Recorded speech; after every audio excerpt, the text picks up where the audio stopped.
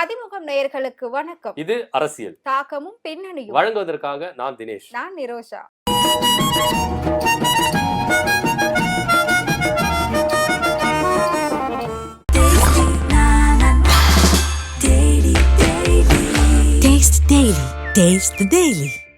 அப்புறம் நிரோஷா, ரொம்ப நேரம் நம்ம சந்திக்கவே இல்லை, ப்ரோக்ராம் பண்ணவே இல்லைன்னு சொல்லிட்டு ஒரு மாதிரி ஃபீலிங் ஆகுது. ஆனா பாத்தீங்கன்னா 2 நாள்ல நம்ம பண்ணவே இல்லை. ஆனா நம்ம மக்களிடம் ரொம்ப நாள் ஒரு கேப் எடுத்துக்கிட்டோம் அப்படின்ற மாதிரி ஒரு ஃபீல் ஆகுதுல்ல? ஆமா, கண்டிப்பா. ஏன்னா மக்களுமே நிறைய பேர் கமெண்ட்ஸ் பண்ணியிருந்தாங்க, இங்க ரெகுலரா ஏன் வர மாட்டீங்க அப்படின்லாம். ஸோ அந்த அளவுக்கு நம்மளோட ப்ரோக்ராம் அவங்கள்ட்ட ரீச் ஆயிருக்கு அப்படின்றது ரொம்ப பெரிய சந்தோஷம். சரி, இந்த 2 நாள் கேப் விட்டல, இந்த 2 நாள் கேப் விட்டதுல அரசியல் பயங்கரமான வேலையெல்லாம் நடந்திருக்குது அப்படின்ற அது நிறைய நம்ம மிஸ் பண்ணிட்டோம் அப்படின்றது ஒரு குறையா இருக்கு. சரி, இந்த ஒரு கட்டத்துல நம்ம எதை பத்தி பேச போறோம்? கண்டிப்பா தினேஷ், நிறைய விஷயங்கள் இருக்கு. நீங்க சொன்ன மாதிரி நிறைய நடந்து முடிஞ்சிருச்சு, நம்ம மிஸ் பண்ணிட்டோம். ஸோ அந்த வகையில இப்ப ரொம்பவே பரபரப்பா போய்கிட்டு இருக்க ஒரு விஷயம் என்ன அப்படின்னு பாத்தீங்கன்னா, ஹரியானா நடக்கக்கூடிய சட்டமன்ற தேர்தல். அதுல வினேஷ் போகத் அவர்கள் போட்டியிடுறாங்க.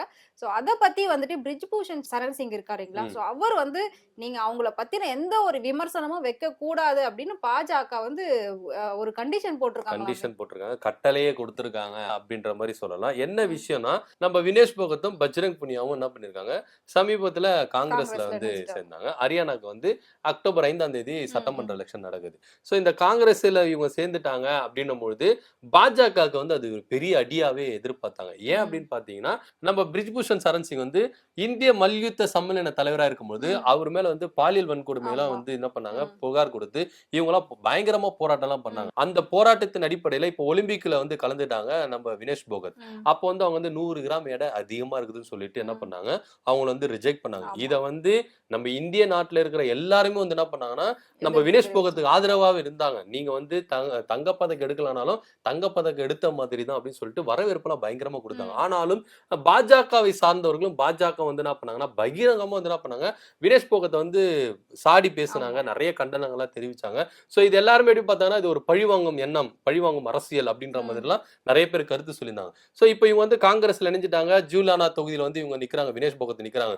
இவங்களை எதிர்த்து நம்ம பிரிஜ்பூஷன் சரண் சிங் என்ன பண்ணாரு, கருத்து சொல்லியிருக்காரு. அதாவது இவங்க ஆரம்பத்திலேயே போராட்டம் பண்ணும்போது இது காங்கிரஸ் தூண்டிவிட்ட போராட்டம் தான், அதனால இவங்க காங்கிரஸ் ஆதரவா தான் இருக்காங்க நான் அப்பவே சொன்னேன். ஆனா இப்ப பாருங்க காங்கிரஸ்ல தான் சேர்ந்திருக்காங்க. சோ நான் சொன்னது கரெக்ட் தான். இவங்க உண்மைக்கா வேண்டி என்ன பண்ணல, இவங்க போராட்டம் எல்லாம் பண்ணல, என் மீது பொய்யான தகவலை சொல்லி காங்கிரஸ் தூண்டி விட்டு தான் இவங்க என்ன பண்றாங்க, இது மாதிரி போராட்டங்கள்லாம் பண்ணி ஒரு கெட்ட பேர் உண்டு பண்ணிட்டாங்க அப்படின்ற மாதிரிலாம் இவரு கருத்து சொன்னாங்களா. இதை பார்த்து கொண்ட நம்ம பாஜக மேலிடம் என்ன சொல்லியிருக்கு, ஸ்ட்ரிக்டா சொல்லியிருக்காங்க, பிரிஜ்பூஷன் சரண் சிங்க்கு நீங்க வினேஷ் போகத்தை பத்தி ஒரு வார்த்தை பேசக்கூடாது, அவங்கள பத்தி பேசவே கூடாது, அவங்கள பத்தி நீங்க கமெண்ட்ஸ் கொடுக்கவே கூடாது அப்படின்ற மாதிரி ஸ்ட்ரிக்டா சொல்லிட்டாங்களா. என்ன விஷயம்னா, நம்ம வினேஷ் போகத்துக்கு ஹரியானால பயங்கரமா என்ன பண்ணிருக்காங்க, ஆதரவு இருக்கு. காங்கிரஸ் ஒரு பக்கம் ஆதரவு இருந்தாலும் கூடுதலா வினேஷ் போகத்தும் காங்கிரஸ்ல இருந்தனால அவங்களுக்கு கை பயங்கரமா பலமா இருந்திருக்கு. இந்த டைம்ல நீங்க எதனா வார்த்தைகளை சொல்லி அது மக்களுக்கு ஆப்போசிட்டா போய் இன்னும் நம்மள பாதாளத்துல அது கீழே இறக்கிட கூடாது, அதனால நீங்க வாயை மூடிட்டு இருந்தாலே போதும், எலெக்ஷன்ல நம்ம தோக்குறோமோ ஜெயிக்கிறோமோ அது செகண்டரி, நம்ம கெட்ட பேர் வாங்கக்கூடாது, அதனால நீங்க வாயை மூடிட்டு கம்முன்னு இருங்க, மத்தவங்களை நீங்க பேசுங்க, வினேஷ் போகத்தை நீங்க டச் பண்ணாதீங்க அப்படின்ற மாதிரி அவங்க சொல்லியிருக்காங்களா. வினேஷ் போகத் விஷயத்துல இவர் பிரிஜ்பூஷன் சரண் சிங் பேசவே கூடாது அப்படின்ற மாதிரி கட்டளையா ஸ்ட்ரிக்டா அவங்க சொல்லியிருக்காங்களா. இதுதான் விஷயம். கண்டிப்பா வினேஷ் போகத் அந்த ஏரியால ஜெயிப்பாங்களா ஜெயிக்க மாட்டாங்களா, அவங்களுக்கான ஆதரவு எப்படி இருக்கு அப்படின்றது இன்னும் கொஞ்ச நாள்ல நம்ம தெரிஞ்சுக்கலாம். நிச்சயமா. அப்புறம் தினேஷ், ரொம்ப நாளா எடப்பாடி பழனிசாமி ரொம்ப சைலண்டா இருக்காரு. அதிமுக ஏதோ தான் நடந்துட்டு இருக்கு அப்படின்னு நினைக்கிறேன். சோ அதை ஓபிஎஸ் ஓட ஆதரவாளர் வைத்திலிங்கமும் என்ன சொல்லியிருக்காருன்னா, கூடிய சீக்கிரம் அதிமுக ஒன்றிணைய போகுது அப்படின்ற மாதிரி சொல்லியிருக்காரு. சோ இதெல்லாம் ஒரு பக்கம் இருக்க, எடப்பாடிக்கு ஏதோ தீராத நோய் வந்துருச்சாமே. ஆமா, தீராத நோய் வந்துச்சு, அதுக்கு மருந்தே இல்லையா அப்படின்ற மாதிரி ஆர்எஸ் பாரதி கடும் காட்டமா என்ன பண்ணிருக்காரு, பதிலடி கொடுத்திருக்காரு அப்படின்ற மாதிரி சொல்லலாம். எடப்பாடி பழனிசாமி என்ன சொல்லியிருக்காரு அப்படின்னு பாத்தீங்கன்னா, நம்ம முதல்வர் அமெரிக்காவுக்கு முதலீடுகளை ஈர்க்கிறதுக்கு போயிருக்காரு. அதுல போயிட்டு அவர் வெற்றியும் கண்டிருக்காரு. இது வரைக்கும் கோடி கணக்குல என்ன பண்ணிருக்காரு, முதலீடுகளை ஈர்த்திருக்காரு அப்படின்ற மாதிரி நம்ம சொல்லலாம்.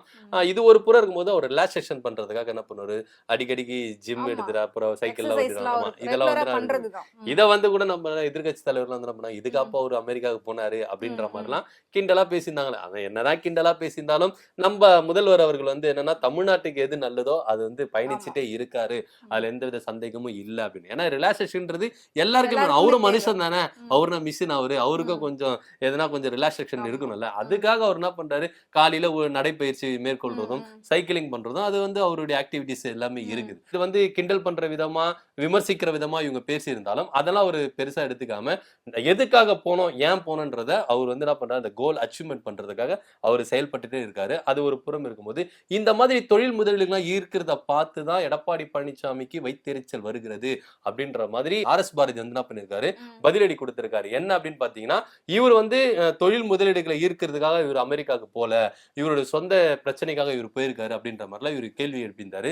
அதே போல அசோக் நகர்ல அந்த ம். மகாவிஷ்ணு பேசினார்ல, ஆமா. இதுக்கும் அமைச்சருக்கும் தொடர்பு இருக்கு. ஏன்னா ம். அவங்க 2 பேரும் வந்து என்ன பண்றாங்க, சந்திச்சிருக்காங்க, ம். புகைப்படத்திருக்காங்க. இது மாதிரிலாம் பேசியிருக்கும்போது, இதற்கு பதிலடி கொடுக்கிற விதமா ஆர்.எஸ். பாரதி என்ன பண்ணியிருக்காருன்னா, விஐபி அப்படின்னு இருக்கும்போது என்னன்னா 4 பேர் வந்து சந்திக்க தான் ம். செய்வாங்க. ம். ஏன் இவர் முதல்வரா இருக்கும்போது ஆமா. எத்தனையோ பேர் வந்து சந்திக்கலையா அப்படின்ற ம். மாதிரி பேசியிருக்காரு. ஏன் கோவை மாவட்டத்துல வேலாண்டிபாளையத்துல கூட என்ன பண்ணிருக்காங்க, கோடிக்கணக்குல வந்து கள்ள நோட்டு வந்து 2018ஆம் வருடம் ம். கோடிக்கணக்குல வந்து கள்ள நோட்டு எல்லாம் மாட்டிச்சு. ரூ. 2000 ம். கள்ள நோட்டு எல்லாம் மாட்டிச்சு. ஆமா. அதுல சம்பந்தப்பட்டவங்க கூட எடப்பாடி கூட வந்து போட்டோ எடுத்திருக்காங்கல்ல. ம். இவ்வளவு ஏங்க நம்ம ஆம்ஸ்ட்ராங் கொலை வழக்குல ஆமா. ஒருத்தர் வந்து கவுன்சிலர் வந்து கைதானார்ல. ம். அவர் வந்து கூட நம்ம ஏடிஎம்கேவோட கவுன்சிலர் தானே. அப்ப அவருக்கு தொடர்பு இருக்குது நம்ம இது பண்ணிக்கலாமா? ம். எடப்பாடிக்கு தொடர்பு இருக்குது நம்ம சொல்லிக்கலாமா? ம். அதெல்லாம் இது இல்லங்க. இது வந்து என்னன்னா, அவருக்கு வந்து ஒரு பொறாமை, வைத்தெரிச்சல் இந்த ம். நோய்க்கு வந்து மருந்தே கிடையாது. ம். அவருக்கு வந்து திமுக திராவிட மாடல் அரசு வந்து தமிழக மக்களுக்கும், தமிழ்நாட்டுக்கும் மேலும் மேலும் வளர்ச்சிகள ஆமா. குடுத்துட்டே இருக்காங்க. அந்த வளர்ச்சி பாதைய எப்படி எடுத்துட்டு போணுன்றதுக்காக நம்ம முதல்வரும், அமைச்சர்களும் தொடர்ந்து வந்து என்ன பண்ணிருக்காங்க, வேலை செஞ்சுட்டே இருக்காங்க. இப்படி வேலை செஞ்சுட்டு இருக்க நம்ப திராவிட மாடல் திமுக அரச பார்த்து, வேலை செய்யாத அதிமுக எடப்பாடி பழனிசாமிக்கு வந்து ம். பெரும் காண்டா இருக்கு, வயித்தெரிச்சல் இருக்கு, பொறாமையில இருக்கு. அந்த பொறாமையில தான் இவர் வந்து பயங்கரமா வந்து என்ன பண்றாங்க, நெறைய வந்து உளறின்னு இருக்காங்க. இவ்வளவு ஏங்க நம்ம பெண் டிஎஸ்பி கூட வந்து சூசைட் ஆமா. பண்ணிக்கிறாங்கல்ல. ம். அதுக்கு கூட இவரு கொடுத்த அழுத்தம் தான் அப்படின்ற ம். மாதிரிலாம் பேசுறாங்க. ம். சோ அதெல்லாம் வந்து பெருசாலாம் இது பண்ணக்கூடாது. ஏன்னா வந்து வளர்ச்சி அடையும்பொழுது ஒரு சிலர் வந்து நம்மள பார்த்து என்ன பண்ணுவாங்க, அ ம். க விமர்சனங்கள் பண்ணி தான் இருப்பாங்க. ஆனா எடப்பாடிக்கு வந்திருக்கிற நோய் வந்து அது வந்து விமர்சனம் பண்ற நோய் கிடையாது. ம். வைத்தெரிச்சல், பொறாமையில வந்த நோய் அப்படின்ற மாதிரி ஆர்.எஸ். பாரதி காட்டமா தெரிவிச்சிருக்காங்க. இத ம். இடையில வந்து என்ன பண்ணிருக்காங்க, நம்ம வைத்திலிங்கம் வந்து என்ன பண்ணிருக்காரு, எடப்பாடி பழனிசாமில வந்து பாய்ஞ்சிருக்காரு. என்ன ம். விஷயம் பார்த்தீங்கன்னா, கூடிய விரைவில் அதாவது டிசம்பர் மாசத்துல அதிமுக ஒன்றிணையும். அதுல எந்தவித மாற்று கருத்தும் இல்ல. ம். இதுல எங்களுக்கு ஒரு விருப்பம் என்னன்னா, எடப்பாடி பழனிசாமி இருக்கணும். ம். அவர் இல்லாம அதிமுக ஒருங்கிணைக்க கூடாது அப்படின்றது எங்களுடைய ஆசை. ஆனா அதுக்கு அவரு தடையா இருக்கிறாரு. அப்படி தடையா இருக்கிற பட்சத்துல அவர் இல்லாம அதிமுக ஒருங்கிணைப்பு நடந்துச்சுன்னா, எங்களுக்கு கொஞ்சம் வருத்தம் தான். ஆனா அவர் இருந்து நடந்தா எங்களுக்கு ரொம்ப சந்தோஷம். ஒருவேளை ம். வந்து நாங்க அதிமுக இணைஞ்சிடுறோம். அதுக்கப்புறம் யாரு தலைமை அப்படின்றத அப்புறமேட்டு முடிவு பண்ணிக்கலாம். ஆனா டிசம்பர் மாதத்துக்குள்ள கான்ஃபிடென்ட்டா அவர் சொல்றாருன்னா, அப்ப ஏதோ ஒரு உள்ளுக்குள்ள வேலை நடந்துட்டு இருக்கு அப்படின்ற மாரி சொல்லலாம். ம். ஏன்னா வைத்திலிங்கம் வந்து மூத்த அமைச்சர், அவர் மூத்த தலைவர். அவர் வந்து எல்லா விஷயங்களும் அவருக்கு தெரியும். இவரு கான்ஃபிடென்ட்டா சொல்றாருன்னா, நிச்சயமா அதிமுகல ஏதோ ஒண்ணு நடக்குது. அது வந்து எடப்பாடி பழனிசாமி இருந்தா, இல்ல எடப்பாடி பழனிசாமி இல்லையா? எப்படின்றது நம்மளுக்கு தெரியல. அவர் இருந்து அதிமுக ஒன்றிணைதா, அவர் இல்லாம அதிமுக ஒன்றிணைதா அப்படின்றத பொறுத்திருந்து பார்க்கலாம். கண்டிப்பா. திமுக வந்து மக்களுக்காக சேவை செய்யறது ஒரு வேலையா வச்சிருக்காங்க அப்படின்னா, திமுக என்ன பண்றாங்கன்றத பார்க்கறதே வந்து எடப்பாடி வந்து வேலையா வச்சிருக்காரு. ஸோ அந்த மாதிரிலாம் விட்டுட்டு அடுத்த தேர்தல் காலத்த நோக்கி எல்லாருமே பயணிச்சா இன்னும் நல்லா இருக்கும் அப்படின்னு நெனைக்கிறோம். அப்புறம் தினேஷ், ம். இன்னொரு முக்கியமான விஷயம் என்ன அப்படின்னா, பாஜக எப்பவுமே வந்து எப்படி அவங்க என்ன பேசுவாங்க, என்ன செய்வாங்க இது எல்லாமே நமக்கு தெரியும்.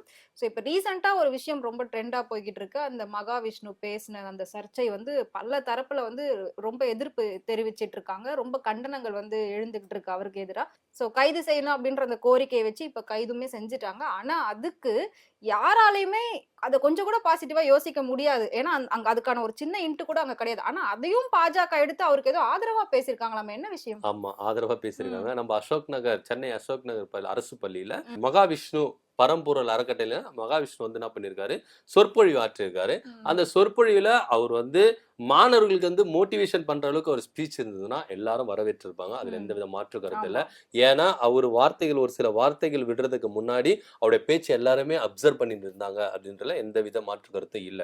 அவரு ஒரு சில வார்த்தைகள் விட்டாரு. என்னன்னா, இப்ப மாற்றுத்திறனாளிகளா பிறக்குறாங்கல்ல, அவங்கலாம் வந்து பூர்வ ஜென்மத்துல வந்து அவங்க செஞ்ச கர்மா, பாவம் அது வந்து கர்மா இப்ப அனுபவிச்சுட்டு இருக்காங்க. அதேபோல பெண்கள் வந்து அழகா பிறக்கல, கருப்பா பிறக்குறாங்க.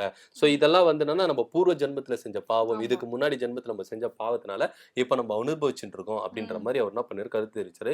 இத கண்டிக்கிற விதத்துல மாற்றுத்திறனாளியான ஒரு ஆசிரியர் வந்து என்ன பண்ணாரு, அதை எதிர்த்து கேள்வி கேட்டாரு. அதை ம். எதிர்த்து கேள்வி கேட்கும்போது அவரோட பேர் என்ன அப்படின்ற மாதிரி கேட்டாரு. இது வந்து என்னன்னா மதத்தை தூண்டுற விதமா தான் இருக்கு. ஏன் பேரு கேட்டதான் நீங்க பதில் சொல்லுவீங்களா? இப்போ அவர் பேர் வந்து கிறிஸ்டினோ இல்ல முஸ்லீமோ இருந்திருந்தாருன்னா அப்ப அது வேற மாதிரி திரித்து பேசியிருப்பாரு. ம். அவர் ஒரு இந்து அப்படின்றதுனால, சங்கர் அப்படின்றதுனால அவர் வந்து அவர்கிட்ட வந்து வாக்குவாதம் பண்ணி அந்த மாற்றுத்திறனாளிகள் கூட வாக்குவாதம் பண்ணி ம். ரொம்ப கீழ்த்தனமா ஒரு கேவலமான ஒரு சொற்பொழிவு ஆற்றியிருக்காரு அப்படின்றது தான் எல்லாருக்கும். இத வந்து பயங்கரமா வைரலா போச்சு. அப்புறம் நான் ஆஸ்திரேலியால இருக்கேன். இந்த ம். டைம்ல நான் கரெக்ட்டா வருவேன் அப்படின்னு மாரி அவரு ஹிண்ட் எல்லாம் குடுத்தாரு. அந்த வச்சு என்ன பண்ணாங்க, அரஸ்ட்லாம் பண்ணி அவர கைது நடவடிக்கைலாம் பண்ணாங்க. இதன் மத்தியில அ மாற்றுத்திறனாளிகள் சமூக நீதி இயக்கத்தின் மாநில தலைவர் சரவணன் என்ன பண்ணிருக்காரு, ம். ஒரு புகார் ஒண்ணு குடுத்திருக்காரு. ம். மாற்றுத்திறனாளிகள் நல ஆணையர நீதிமன்றத்துல வந்து என்ன பண்ணிருக்காரு, ஒரு புகார் குடுத்திருக்காரு. ம். இது மாதிரி வந்து எங்கள கேவலமா பேசியிருக்காரு. நாங்க பூர்வ ஜென்மத்துல செஞ்ச பாவம் தான் இது மாதிரி நடந்திருக்கு அப்படின்ற மாரி எங்கள கேவலமா இழிவுபடுத்துற விதமா அவர் மேல வந்து என்ன பண்ணிருக்காரு, கேஸ் குடுத்துருக்காங்க. அதன் அடிப்படையில அவர் மேல மேலும் ஒரு வழக்கு பதிவாயிருக்கு. ஏன்னா கலவரத்த தூண்டுற விதமா, மதத்த தூண்டுற விதமா, இது மாதிரி வந்து அப்புறம் மாற்றுத்திறனாளிகள் இழிவா பேசுற இந்த மாரி 5 பிரிவு கீழ வந்து என்ன பண்ணிருக்காங்க, அரெஸ்ட் பண்ணிருக்காங்க. இதெல்லாம் ஒரு புறம் இருக்கும்போது இதுக்கு வந்து பயங்கரமா வந்து என்ன பண்ணிருக்காங்க, நெறைய பேர் வந்து என்ன பண்ணாங்க, கண்டனம் தெரிவிச்சாங்க.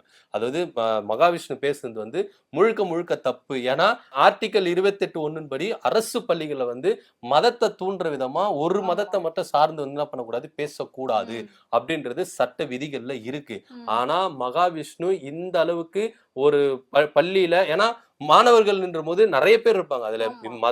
மதத்த சார்ந்தவங்க இந்து, கிறிஸ்டின், முஸ்லிம் நெறைய பேர் இருப்பாங்க. அவங்க கிட்ட வந்து நீங்க வந்து ஒரு மதத்த மட்டும் வச்சு நீங்க பேசுறது அவ்வளவு நல்லது. அதுவும் மாணவிகள்ல ஏன்னா பள்ளி பருவத்துல குழந்தைகள் அவங்க கிட்ட போயிட்டு நீங்க அழகா பிறக்கறதுக்கு காரணம் இதுதான். ம். நீங்க கருப்பா அப்ப அங்க வந்து நிறவேற்றுமையை வந்து என்ன பண்றாங்க, உண்டு ம். பண்றாங்க. அப்ப வந்து அவங்களுக்கு என்னன்னா ஒரு வேற்றுமை வரல. ம். இப்ப பிராக்டிகலா நீங்க யோசிச்சு ஆமா. பாருங்களேன். ஒரு வெள்ளையா இருக்கிற பொண்ணோ, கருப்பா இருக்கிற பொண்ணு நீங்க வந்து அது ம். மாரி ஒரு சுட்டி காட்டி பேசுனீங்கன்னா, ம். அவங்களுக்குள்ள ஒரு வேற்றுமை வரல. அப்ப நான் வந்து பாவம் செஞ்சிருக்கல. நான் பாவம் செய்யல. நீ பாவம் செஞ்சிருக்க. அதனால தான் இப்படி அவங்களுக்குள்ளே ஒரு ஒரு ஆமா. சலசலப்பு வரல. ம். மாணவர்களுக்குள்ள ஒரு சலசலப்பு. அப்ப மாற்றுத்திறனாளிகள் வந்து பார்த்து பேசுவாங்கல்ல, நல்லா இருக்கிறவங்க. நீ வந்து இது மாரி பாவம் செஞ்சிருக்க. அதனால தான் நீ மாற்றுத்திறனாளிகளா ஏன்னா ம். கிண்டல் கேலிகள் வரும். ஆமா. மாணவர்கள்ன்னும்போது ஏன்னா தாழ்வு பிராக்டிகலா நம்ம மனப்பான்மை வரும். யோசிக்கணும். இப்போ ஒருத்தர் வந்து ஒரு பொசிஷன்ல வந்து நீங்க நின்னு சொல்றீங்கன்னா, அத கேட்கிற மாணவர்கள் எப்படி எப்படி எடுத்துப்பாங்க அப்படின்றது சொல்லவே முடியாது. எப்படி வேணாலும் ஏத்துக்கலாம். ஆமா. ஒருத்தர் நல்ல விதமாவும் எடுத்துக்கலாம். ஒருத்தர் கெட்ட விதமாவும் எடுத்துக்கலாம். அது வந்து மாணவரோட மனநிலைமை பொறுத்து இருக்கு. நீங்க பாட்டு பேசிட்டு போயிடுவீங்க. ம். அவங்களுக்குள்ள என்ன ஆகும்னா கிண்டல் கேலியும் தான் வரும். ஆமா. அப்ப என்னன்னா ஒரு மாணவனுக்கு வந்து மன உளைச்சல் ஆகும். இப்ப நீங்க மாற்றுத்திறனாளிகளே நீங்க இது மாரி சொல்லும்போது, நல்லா இருக்கிறவங்க வந்து என்ன பண்ணுவாங்கன்னா, நீ இது மாரி பாவம் செஞ்சிருக்க. அதனால தான் ஆமா. இந்த ஜென்மத்தில நீ இப்படி பொறந்திருக்கும்போது, அவங்களுக்கு ஒரு மன உளைச்சல் வரும். ம். கருப்பா இருக்கிறவங்க வந்து பாத்து நீ கருப்பா பொறந்திருக்க. நீ அழகா பொறக்கல. நீ வந்து போன ஜென்மத்தில பாவம் செஞ்சிருக்க. அதனால தான் நீ இப்படி பொறந்திருக்க. அப்படின்னும்போது அவங்களுக்குள்ள ஒரு வேற்றுமைகள் வரும், சண்டைகள் வரும், பிரிவினைகள் வரும். இதற்கு காரணமா இருக்கிற மகாவிஷ்ணுவ கைது செஞ்சது கரெக்ட் தான் அப்படின்ற மாரி சொன்னது நம்ம ம். பள்ளி கல்வித்துறை அமைச்சர் அன்பில் மகேஷ் கூட என்ன சொன்னாரு, ஆமா. கடும் நடவடிக்கை எடுக்கப்படும் அப்படின்னு சொன்னாங்க. ம். ஆனா இத வந்து கொஞ்சம் கூட யோசிக்காம, செயல்படாம நம்ம பாஜகவும், பாஜக சார்ந்தவர்கள் என்ன பண்றாங்க, அவருக்காக வரிஞ்சு கட்டின்னு வராங்க. நம்ம பாஜக மாநில துணைத் தலைவர் நாராயணன் திருப்பதி என்ன சொல்றாருன்னா, நிச்சயமா இந்த விஷயத்துல வந்து தமிழ்நாடு அரசு வாங்கி கட்டிக்கும் ஹைகோர்ட்ல ம். அப்படின்ற மாரி சொல்லியிருக்காரு. அவருக்கு ஒரு பேசிக் சென்ஸ் இருக்கா, ஆமா. இல்லையா அப்படின்ற நம்மளுக்கு தெரியவே இல்ல. இத மாதிரி ஒரு மாற்றுத்திறனாளிகளும், பெண் குழந்தைகளை இது மாரி அவமதிக்கிற விதமா ஒரு வேற்றுமைய, கலவரத்த, சண்டை உண்டு பண்ற விதமா இது மாரி இழிவுபடுத்தி பேசுறாரு. அத கண்டிக்கிறது உங்களுக்கு வக்கு இல்ல. ஆனா அவரு பேசுனது கரெக்ட் அப்படின்ற மாரி வரிஞ்சு கட்டின்னு வராரு. ம். நம்ம அர்ஜுன் சம்பத்தும் அதான் சொல்லியிருக்காங்க. முக்கியமா பாஜக சேர்ந்த மதிவந்தி அவங்க என்ன சொல்லியிருக்காங்கன்னா, அவர் பேசுனது எந்த விதத்திலும் தப்பே இல்ல. ஏன்னா சனாதனத்துல கர்மா அப்படின்றது இருக்கு. ம். இல்லாமலாம் ஒண்ணும் இல்ல. கிறிஸ்தவத்திலயும் இருக்கு, முஸ்லீம்லயும் இருக்கு. எல்லாத்துலயும் எல்லா மதத்திலும் கர்மா அப்படின்றது இருக்குது. அதனால அவர் பேசுனதெல்லாம் கரெக்ட் அப்படின்ற மாரி சொல்லியிருக்காங்க. கர்மான்றது சனாதனத்துல இருக்குது. அது எந்த விதத்துல அது நீங்க நம்பிட்டு போங்க. ஆனா மாணவர்கள் மத்தியில நீங்க எதுக்கு விதைக்கிறீங்க? ஆமா. மாணவர்கள் இப்ப வந்து என்னன்னா படிச்சு அவங்க வந்து அடுத்த லெவலுக்கு அவங்க வரணும். ம். அதுக்கு நீங்க இது பண்ணணும். அத விட்டுட்டு நீங்க ஞானத்த போதிக்கிறேன், கல்வி இது நாங்க வந்து கர்மாவ போதிக்கிறேன். அது இப்ப அவங்களுக்கு வந்து கத்துக்கொள்ளணும்னு அவசியமே இல்ல. ம். மாணவர்களுக்கு படிப்பு. அதுதான். அது நல்லது கெட்டது அது படிக்கணும். அதுல எந்த வித மாற்றம் இல்ல. நீங்க இது மாரி பேசிட்டு போயிருவீங்க. ஆனா மாணவர்களுக்குள்ள சலசலப்புகள் வரல. ம். ஏன் இதே அவங்க ஸ்கூல் ஒண்ணு நடத்திட்டு இருக்காங்க சொந்தமா. அந்த ஸ்கூல்ல மகாவிஷ்ணு கொண்டு போயிட்டு நீங்க இது மாதிரி போதிங்கன்னு சொல்லுங்களேன். ம். இதே அவர் யூஸ் பண்ண வார்த்தையை நீங்க அந்த ஸ்கூல் உங்க ஸ்கூல்ல யூஸ் பண்ணுங்களேன். ஏன் நீங்க அரசு பள்ளிகளை இது பண்றீங்க? பிரைவேட் ஸ்கூல்ல நீங்க பண்ணிக்கலாம். அது ஏன்னா அது உங்க ஸ்கூல். ஆனா கவர்மெண்ட் ஸ்கூல்ன்றது பொது ஸ்கூல். ஆமா. அதுல வந்து யார் வேணாலும் எவங்க வேணாலும் வந்து படிப்பாங்க, இது பண்ணுவாங்க. ஏன் உங்க ஸ்கூல்லே வந்து நீங்க மதிவந்தி அவங்க ஸ்கூல்ல ஒன்று நடத்திட்டாங்கல்ல, அவங்க ஸ்கூல்ல மகாவிஷ்ணு ரிலீஸ் ஆகி வரட்டும். வந்தோடனே உங்க கையோட கூட்டின்னு போயிட்டு என்ன பண்ணுங்க, உங்க ஸ்கூல்ல உங்க மாணவர்கள் மத்தியில அவர் யூஸ் பண்ண வார்த்தைகளை சனாதனத்தின் அடிப்படையில நீங்க போதிங்க. அப்ப நீங்க வரவேற்றுக்குங்க. அப்ப இங்க நீங்க வச்சு அவர் தலையில தூக்கி கொண்டாடுங்க. அதுல எந்த வித மாற்று கருத்து இல்ல. ஆனா அரசு பள்ளியில இப்படி பேசுறது வந்து மிக மிக மிக மிக தவறு அப்படின்றதுதான் நான் எல்லாரும் சொல்றாங்க. சோ இந்த ஒரு பேசிக் நாலேஜ் கூட இல்லாம இவங்க சனாதனம் சனாதனம் சொல்றாங்க. இப்ப நான் கூட கேக்குறேன், இப்ப மகாவிஷ்ணு ஜெயில போயிட்டு அனுபவிக்கிறார்ல, இப்ப இவரு செஞ்ச பூர்வ பாவமா இப்ப அனுபவிச்சுட்டு இருக்காரு. கரெக்ட் தானே? அப்படியே எடுத்துக்கலாம்ல. ஏன்னா இப்ப அவர் தானே சொன்னாரு, பூர்வ ஜென்மத்துல நீங்க செஞ்ச பாவம் தான் இப்ப நீங்க இது மாதிரி இது அனுபவிக்கிறீங்க அப்படின்னு. இப்ப அவர் ஜெயில போய் அனுபவிக்கிறாரு. அப்ப அவர் பூர்வ ஜென்மத்துல அவர் யூஸ் பண்ண அவர் பாவம் பண்ணிருக்காரு. இப்போ வந்து அதை அனுபவிக்கிறார். அனுபவிக்கட்டும். நீங்க பெயில் போடாதீங்க, முன்ஜாமீன் கேட்காதீங்க, எதுவுமே கேட்காதீங்க. அனுபவிச்சுட்டு போங்க. அனுபவிச்சுட்டு எத்தனை வருஷமோ எத்தனை மாசமோ அனுபவிச்சுட்டு வாங்க. அதுக்கு முன்னாடி முன்ஜாமீனோ எதுவுமே நீங்க போட்டு இது பண்ணாதீங்க. அதை அனுபவிச்சுட்டு வாங்க. அப்ப நாங்க ஒத்துக்கிறோம் இவர் வந்து பூர்வ ஜென்மத்துல செஞ்சிருக்காரு, அதனால அனுபவிச்சுட்டு வராரு. அதனால வாய்க்கு வந்த மாதிரி எல்லாம் பாஜக வந்து அவங்க இந்து மதத்தை வந்து திணிக்கிறாரு, சனாதனத்துக்கு பேசினார், ஆதரவா பேசினாருன்றதுக்காக அவருக்கு வரிஞ்சு கட்டின்னு வரதெல்லாம் நல்லதுக்கு இல்ல. நியாயம் எதுவோ அதை நீங்க பேசிட்டு போங்க. மாணவர்களுக்கு எது முக்கியமோ அதை பேசிட்டு போங்க அப்படின்றதான் நம்ம கேட்டுக்கிறோம். கண்டிப்பா. அதாவது மாணவர்கள் அப்படின்றது நாளைய சமுதாயம் அப்படின்னு சொல்லலாம். சோ அந்த மாதிரி இருக்கக்கூடிய ஒரு மாணவ சமுதாய கிட்ட போயிட்டு நம்ம வினை விதைத்தவன் வினை அறுப்பான் அப்படின்ற மாதிரி நம்ம சொன்னோம் அப்படின்னா அது ரொம்பவே தப்பான ஒரு விஷயம். அவங்களெல்லாம் எந்த அளவுக்கு நம்ம நல்ல வழியிலே கூட்டிட்டு போறோமோ அந்த அளவுக்கு நம்மளோட தமிழ்நாடு நல்லா இருக்கும். அவங்களோட எதிர்காலமும் நல்லா இருக்கும். சோ அதுக்கு என்ன வழியோ அதை தான் நம்ம பார்க்கணுமே தவிர இந்த மாதிரி விஷயத்துக்குலாம் வந்து எப்படி வந்து பாஜக சப்போர்ட் பண்றாங்கன்னு தெரியல. இது வரைக்கும் அவங்க நிறைய விஷயங்கள் வந்து பண்ணியிருக்காங்க. நிறைய கெட்டதுக்கு தான் துணை போயிருக்காங்க. பட் இதுலயுமே இப்படி பண்ணுவாங்க அப்படின்றது கொஞ்சம் கூட எதிர்பார்க்காத ஒரு திருப்பமா தான் இது அமைஞ்சிருக்கு. சரி தினேஷ், கண்டிப்பா பாஜக வந்து தெரியும் அவங்க இதுலலாம் இப்படிதான் பண்ணுவாங்க, அவங்களோட செயல்கள்லாம் இப்படிதான் இருக்கும், ரொம்ப கீழ்த்தனமா ரொம்ப கேவலமா இருக்கும் அப்படின்றது கண்டிப்பா நம்ம எல்லாருக்குமே தெரியும். சோ இதை தாண்டி நம்ம நிறைய இப்போ கொஞ்ச நாளாவே அரசியல் தாண்டி நிறைய விஷயங்களும் வெளி விஷயங்கள் வந்து பேசுற அளவுக்கு வந்து உள் வந்திருக்கு. சோ அந்த மாதிரி விஷயங்களும் நம்ம பேசிட்டு இருக்கோம். சோ அந்த வகையில இப்ப பாத்தீங்கன்னா சுஜித்ரா ரொம்பவே ஒரு பிரபலமான பாடகி, ஒரு நல்ல குரல் பின்னணி, ஆமா சூப்பரான ஒரு வாய்ஸ் அவங்களுக்கு இருக்கு. அவங்க வந்து நிறைய சர்ச்சையான விஷயங்கள்லாம் வந்து பேசிக்கிட்டு வந்துட்டு இருக்காங்க. சோ அந்த வகையில தனுஷ் ஐஸ்வர்யாவை பத்தி ஒரு விஷயம் சொல்லிருக்காங்களாம். என்ன விஷயம்? ஆமா, அவங்க வந்து வாயை திறந்தாலே சர்ச்சைக்கு போய் உள்ள போய் மாட்டிப்பாங்க அப்படிதான். ஏன்னா இதுக்கு முன்னாடி கூட பாத்தீங்கன்னா தனுஷ், த்ரிஷா, அப்புறம் அவங்க முன்னாள் கணவர் கார்த்திக் இவரை கூட வந்து பயங்கரமா பேசி அவரு வந்து கோர்ட்ல அப்ளை பண்ணி இது மாதிரி வந்து இழிவா பேசுறாங்க, என்னுடைய வளர்ச்சிக்கு வந்து இவங்க தடையா இருக்காங்க அப்படின்ற மாதிரிலாம் கேஸ் பண்ணா அப்புறம் அவங்க மன்னிப்பு கூட கேட்டாங்க கார்த்திக் கிட்ட. ஏன்னா கோர்ட்டு கண்டனம் தெரிவிச்சாங்க, நீங்க இது மாதிரி மன்னிப்பு இவங்க மன்னிப்பு தெரிஞ்சு அது வரைக்கும் அவங்க என்ன பண்ணிருக்காங்க, வாயை மூடிட்டு கம்முன்னு இருந்திருக்காங்க. ஆனா நான் இருக்கேன் அப்படின்றத காட்டிக்கிறதுக்காக எதனா ஒரு பொருளை என்ன பண்ணிருக்காங்க, கலைப்பு விட்டுட்டே இருக்காங்க. இப்ப பாத்தீங்கன்னா தனுஷ் வந்து நல்லா வளர்ந்துட்டு வராருல, தனுஷ் நல்லா வளர்ந்துட்டு வராரு. இப்ப அவர் டேமேஜ் கெடுக்கணுன்றதுக்காக என்ன பண்றாங்கன்னா ஒரு விஷயத்த சொல்லிருக்காங்க, திருமணத்தை பத்தி சொல்லியிருக்காங்க. என்ன சொல்லியிருக்காங்கன்னா, அதாவது ரஜினிகாந்த் மகள் ஐஸ்வர்யா வந்து தனுஷ கோழி அமுக்குற மாதிரி அமுக்குனாங்க அப்படின்ற மாதிரி சொல்லியிருக்காரு. என்னடா இது கோழி அமுக்குற மாதிரி அமுக்குறாங்கன்னா, அப்போ தனுஷ வந்து வாலண்டரியா வந்து இவங்க வந்து கேட்ச் பண்ணாங்களா, தனுஷும் அப்ப லவ் பண்ணி இது பண்ணிக்கலையா அப்படின்ற மாதிரி. ஆமா, அவங்க அது மாதிரி சொல்லியிருக்காங்க. ஏன்னா வந்து தனுஷ் இவங்க வந்து ரொம்ப க்ளோஸ் ஃப்ரெண்டா இருந்திருக்காங்களாம். அப்ப வந்து ஒரு சில விஷயங்கள்லாம் தனுஷ் இவங்க கிட்ட பேசியிருக்காங்க அப்படின்ற மாதிரி சொல்லியிருக்காங்க. அதாவது இவர் வந்து நல்லா வளர்ந்துட்டு வந்தாருல்ல, காதல் கொண்டேன் படத்துல இவர் நடிச்சாரு, பயங்கரமா வச்சாரு. அந்த சமயத்துல தனுஷுக்கு வந்து ஐஸ்வர்யா வந்து ஒரு பொக்கே அனுப்பிச்சிருக்காங்க. அப்ப வந்து தனுஷ் வந்து சுச்சி கிட்ட சொல்லியிருக்காங்க, இது மாதிரி வந்து ஐஸ்வர்யா அவங்க வந்து எனக்கு பொக்கே அனுப்பிச்சிருக்காங்க, இது எப்படி நான் அக்செப்ட் பண்ணிக்கலாமா அப்படின்னு போது அவங்க வந்து சொல்லியிருக்காங்களாம், இல்ல இல்ல இது வந்து அமிதாப் பச்சன் காலத்துல இருந்து கூட அதான் நடக்குது, அவர் வந்து ஒரு பொக்கே அனுப்பினாலும் அது ஒரு பெருசா ஒண்ணு இது பண்ணக்கூடாது அப்படின்ற மாதிரி அவர் என்ன சொல்லியிருக்காரு, ரஜினி அனுப்பியிருந்தாருன்னா ஓகே, ஆனா ரஜினியுடைய மகள் அனுப்பியிருக்காங்களே, அப்போ ஒண்ணுமே இல்லாம அனுப்பியிருப்பாங்க அப்படின்ற மாதிரி அவங்க சொல்லியிருக்காங்க. அவர் என்ன சொன்னாரு, ஏய் இது வந்து வேண்டாண்டா, இது வந்து நல்லதுக்கு இல்ல, இது மாதிரிதான் அவங்க வந்து ஆசை காட்டி இது பண்ணுவாங்க, இதெல்லாம் பண்ணக்கூடாது அப்படின்ற மாதிரி சுசித்ரா வந்து சொல்லியிருந்ததும் இவர் வந்து கேட்காம அதுக்கு வந்து ரிப்ளை கொடுத்ததாகவும் அதன் மூலியமா இவங்களுக்கு வந்து கல்யாணம் எல்லாம் நடந்திருக்கு. தனுஷ் ஐஸ்வர்யாவுக்கு வந்து கல்யாணம் எல்லாம் நடந்து அவங்களுக்கு வந்து திருமண வாழ்க்கையில நல்ல இது வந்து 2 குழந்தைகளை பெற்று அவங்க இப்போ நல்ல பெரிய பையனாயிட்டு இது பண்ணாங்க. இப்போ வந்து அவங்க என்ன பண்ணிருக்காங்க, பிரிஞ்சிருக்காங்க, தற்காலிகமா பிரிஞ்சிருக்காங்க. இருந்தாலும் தனுஷ் வந்து சேர்றதுக்காக வந்து முயற்சிக்கிறாராம். ஆனா ஐஸ்வர்யா வந்து விவாகரத்து கொடுக்கறதுக்காக ரெடியா இருக்காங்க அப்படின்ற மாதிரி நியூஸ்கள்லாம் வந்திருக்கு. சோ இவங்க வந்து மியூச்சுவல் அண்டர்ஸ்டாண்டிங்ல பிரிஞ்சிருக்காங்க அப்படின்னு சொல்லலாம். சோ இதுக்காக தான் நான் வந்து சொன்ன அப்பவே தனுஷ் கிட்ட சொன்னேன், இதெல்லாம் வேண்டாம்டா, நீ லூசா, நீ இதெல்லாம் வேண்டாம், இதெல்லாம் அமிதாப் பச்சன் காலத்துல நடந்திருக்கு, ஆனா உன்னை இப்ப பாரு கோழி அமுக்கின மாதிரி அமுக்கிட்டாங்கல்ல, இப்போ உன் வாழ்க்கை கெட்டு போச்சா அப்படின்னு தனுஷ் மேல பாசம் வந்ததாகவும் பிரிய வந்தத மாதிரி இவங்க பேசுறாங்க. ஆனா இது வந்து அப்படி இல்ல, வஞ்சை புகழ்ச்சனின்ற மாதிரி தான் இருக்கு. ஏன்னா தனுஷ் மேல பாசம் கொண்டு அவங்க வந்து பிரியப்படுத்தி கொண்டு இது மாதிரி அறிவுரை சொன்ன மாதிரி தெரியல, தனுஷோடைய மேரேஜ் லைஃப் வந்து சுட்டி காட்டின மாதிரி தான் இருக்கு. ஸோ இந்த அளவுக்கு வந்து சுசித்ரா வந்து பேசுறது இது பயங்கரமா பேசும் பொருளா இருக்கு.